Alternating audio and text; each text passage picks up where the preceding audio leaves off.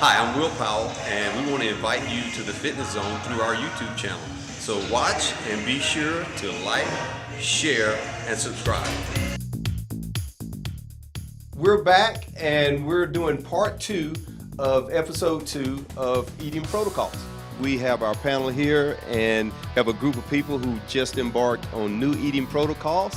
And this is kind of more about the psychology of different eating protocols and the psychology of restriction, I think. And you guys will help me by answering this question. So what I want to know is this whole thing more about the technicality of choosing the right foods and the right quantities, or is it more about adherence? Is it more about willpower, or about the lack of or the presence of goal-striving mechanisms, or is it an accountability thing? Wait, start from the beginning?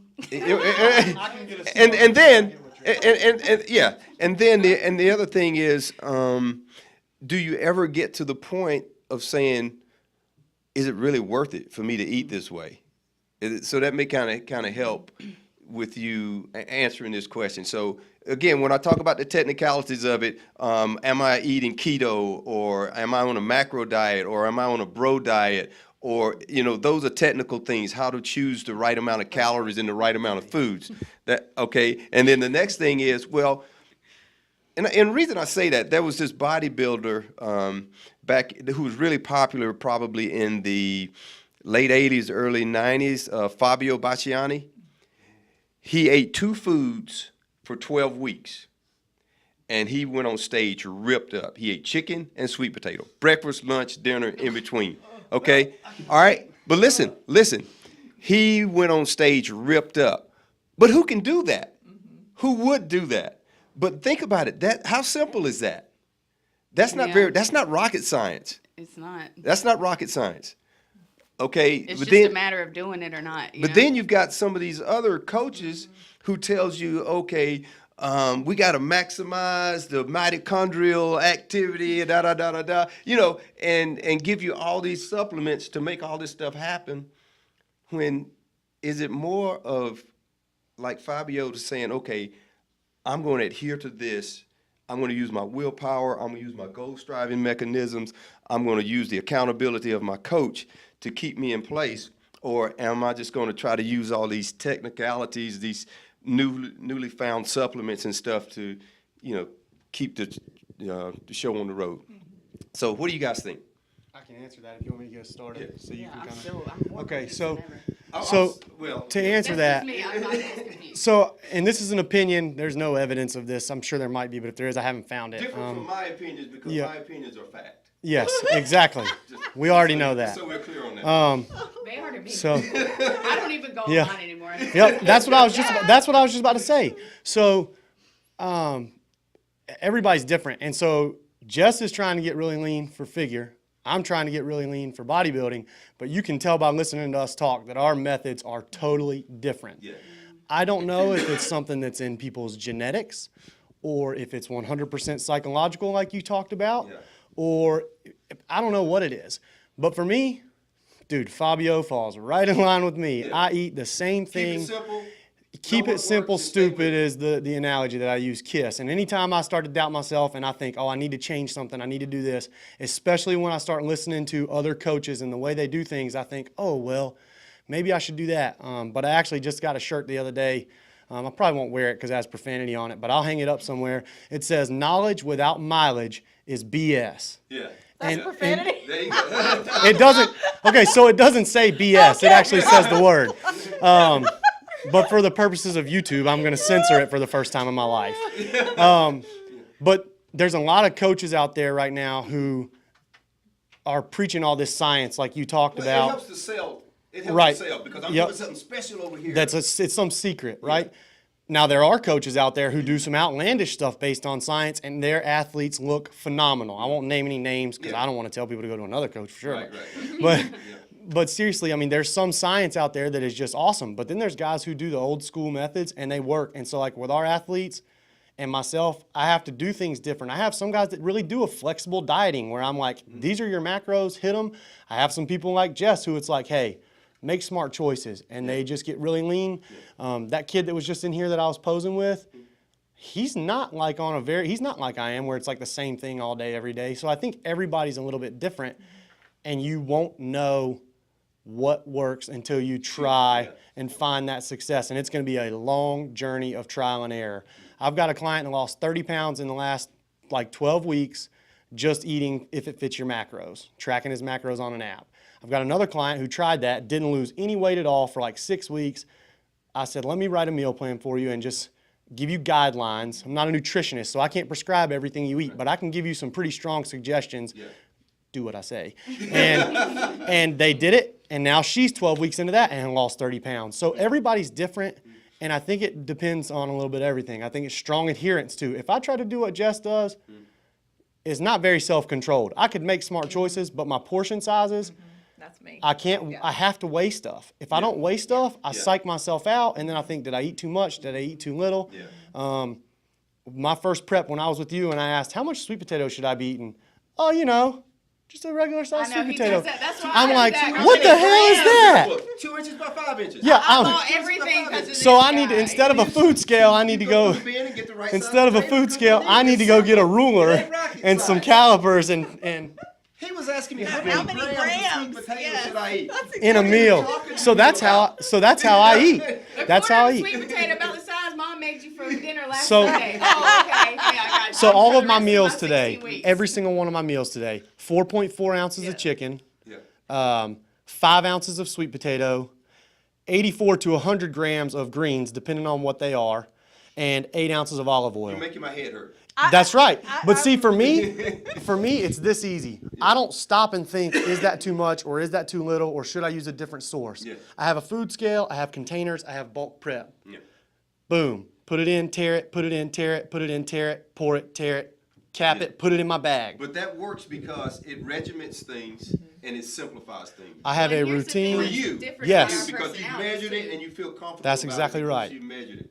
Yeah. You're a lot more of an organized person than I am. Very true. Like you guys, like when you guys talk, when you and Marianne talk about your business, it makes me feel ridiculous. It makes me feel silly. That's Because you're like, yeah, we have everything lined up here. I write down all my expenses. I'm like, expenses?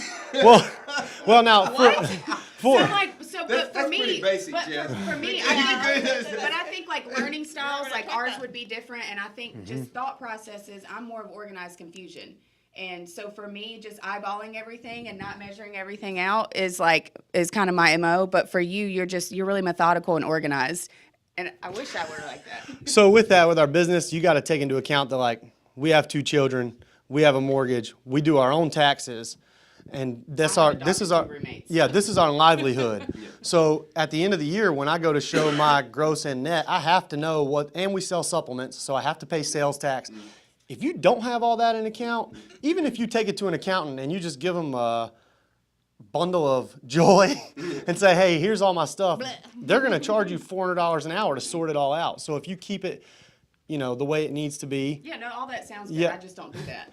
I can't. It's a discipline I thing. think it also, but that's what I'm saying is our thought process is completely different. We're just getting ready to tell us about her expertise No. in bookkeeping. Well, now, what I was gonna say was you're starting to sound like my dad, and it's starting to stress me out. But actually, this whole conversation is really stressing me out now.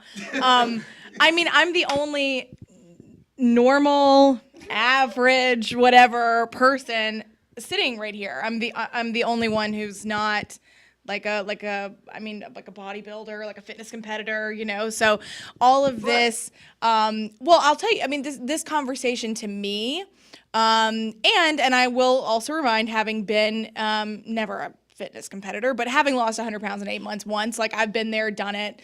Just because I'm fat doesn't mean. There was no different from what they're doing here. Right. It took the same amount of discipline, same amount Right. of hard work and planning. Right.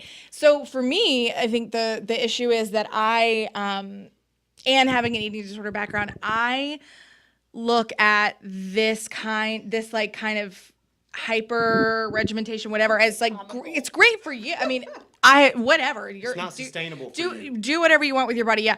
For me, that's an eating disorder. And so, my goals with eating are like, eating mostly whole food, mostly plants, like stuff like that. So when I think about, like, I don't want to live that life anymore. I don't want to have to weigh my food. I don't want to have to make 2 ounces of chicken. I want to feel that I am in a place where I have the resources around me and I have self-control and I have knowledge and I just make mostly good choices. That's not to say I'll never eat pasta or cake or cookie or whatever the hell. I mean, but I don't want to live the kind of life, that you guys are leading. So all of this, like, it's like giving me flashbacks of like 2 ounces of chicken and a cup of broccoli, like, and it's like, it stresses me out because my whole life food has been a source of stress. And then when I start going down that road, I have so much willpower that I just stop eating altogether, which is of course really unhealthy. So, yeah, I think my way of doing something would be very, very different, obviously, than what you guys are describing. But I want food to actually be. I mean, I do understand that I want to get into routine so that choices become easier. Yes. But I want it to be. I still want it to be joyful. I don't want it to be like I don't want my food to just be fuel. I would like for it to fuel my body and give joy. Now, I want to stop you right there because when I have done physique shows where I took my body fat down to less than 5%, my food satisfied all those criteria that you're talking about. My food fueled me, it helped me fight disease, and it tasted really good because I had those skills to make that food taste good. So what you are trying to accomplish is no different from what they're doing in terms of choosing the right foods, how you prepare those foods. You don't necessarily have to be so concerned about portion control. I wouldn't even be thinking about portion control, but I would be really concerned about the foods that I choose and the effects that they're going to have on my body, especially your endocrine system. But they're kind of all the same because here's one thing that we all have in common. We all try to control the hormone insulin. If we can control the hormone insulin, all of the goals that we have here become so common. And in that it will regulate the amount of our fat usage, our stored fat usage. It helps to regulate our appetite. This whole thing is so much more about hormones than it is about calories. And that's why I'm saying you don't really need to be worried so much about 2 ounces of chicken or whatever. Right. We talked about that But if the you, other day. the thing about getting down to the ounces and the exact portion sizes is somebody trying to get to 5% body Right. fat. And luckily for me, that'll never be something Yeah. that I'm Right. that I'm So you don't doing. need to be- I'm Right. saying all that to say, you don't need to be Right. anxious about that. Right. Because I mean, in a way, it also, I guess when we're talking about this versus that, which I'm kind of lost it now too, Jessica, but we're the whole point of the question. But when we were talking about like supplements and this and that versus just like do the chicken and sweet potatoes or whatever, all that also, like especially as a fat person, it really reminds me of just like diet culture of, in this world every single day there's something new to lose weight. There's something, oh, don't do this. I mean, it's sickening to me. So I guess I would lean towards the other. I just want to like, know what I like to eat, know what's good for my body, like eat it, whatever, That's instead of kind of like, because it just makes me think of like how every day we tell people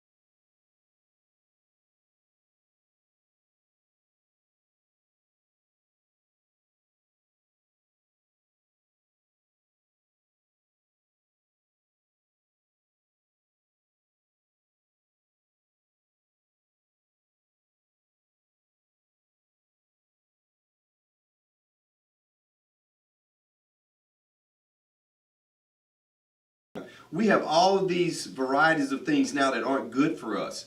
So we're in an abnormal, non-sustainable food procurement environment right now that we have to, we have to kind of tiptoe through and make good choices.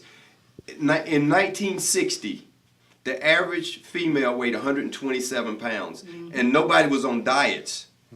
They ate the food that was available to them in quantities that were reasonable, and they didn't have to even set goals like this.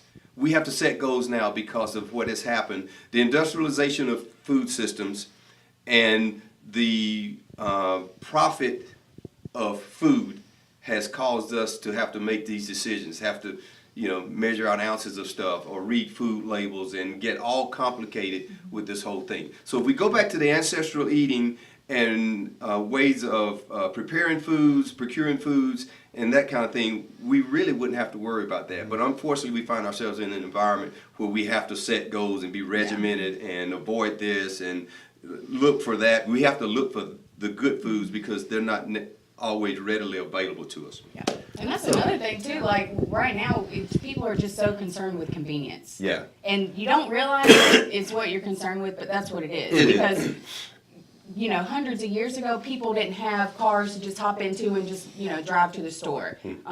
People didn't have a McDonald's right around the corner to go pull $5 out of your pocket and have a meal, Yes. People had to go and get cultivate their own food and provide for themselves. And they got a sense of self-respect out of that. They got a sense of power out of that. And they were eating good stuff. And now it's all, I don't feel like cooking, I'm going to go buy something. Because you're lazy. Just like that. And that's the thing, it's just a convenience thing. This is not how the human body was made to eat and live. Not sitting behind a desk, eating fast food every day.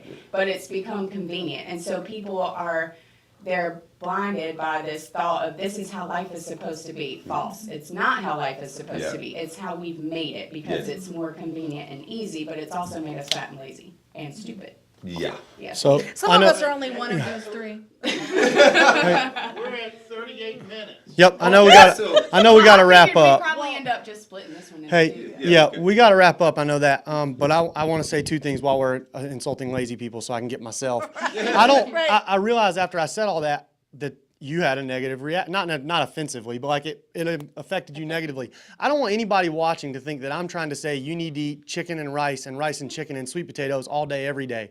I choose to do that way in my prep because I'm too lazy to take. I talked last week when I cried like a little baby about not getting to spend time with my kids. An example earlier this week, my 3-year-old didn't want to go to bed until 11 p.m.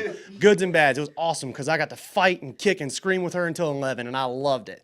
But then I realized I don't have any food for tomorrow, and I had to stay up and prep.